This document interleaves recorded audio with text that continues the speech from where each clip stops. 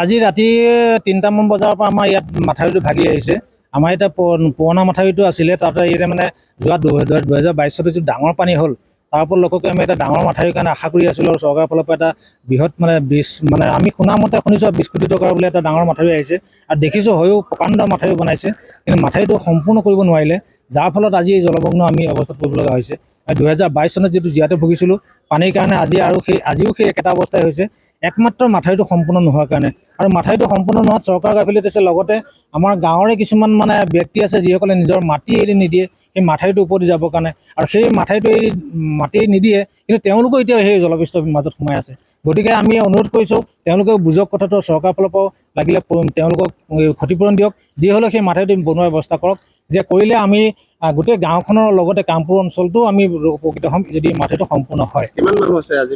আমাৰ এই গাঁওখনততো আমাৰ এই গাঁওখনত 150 ঘৰ মানুহ আছে, কিন্তু আমাৰ গোটেই অঞ্চলটোত প্ৰায় 300-400 ঘৰ মানুহ আছে। এই গোটেই 300-400 ঘৰ মানুহ আমাৰ এই মাথাউৰিটোৰ কাৰণে পানীত তেতিয়া ডুবি লগা হৈছে। গতিকে যদি মাথাউৰিটো সম্পূৰ্ণ হয় তেতিয়াহ'লে হয়তো আমি 300-400 ঘৰ মানুহ আমি বিপদৰ পৰা ৰক্ষা পৰিম। আৰু বিশেষকৈ এতিয়া অসুবিধা হৈছে বিশেষকৈ গৰু ছাগলীৰ কাৰণে।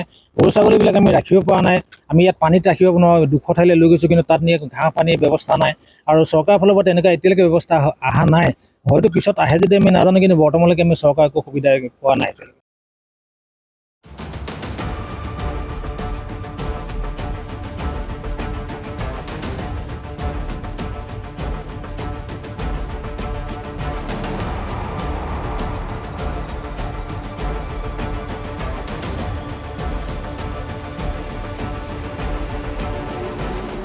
আজি ৰাতি 3টামান বজাৰ পৰা আমাৰ ইয়াত মাথাউৰিটো ভাগি আহিছে।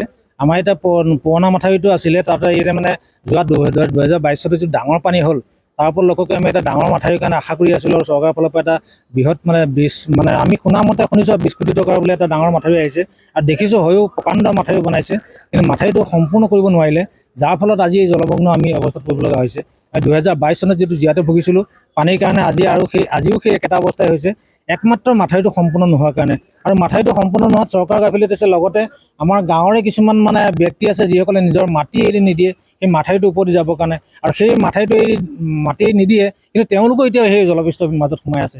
গতিকে আমি অনুৰোধ কৰিছোঁ তেওঁলোকেও বুজক কথাটো, চৰকাৰৰ ফালৰ পৰাও লাগিলে তেওঁলোকক ক্ষতিপূৰণ দিয়ক, দি হ'লেও সেই মাথাউৰিটো বনোৱাৰ ব্যৱস্থা কৰক।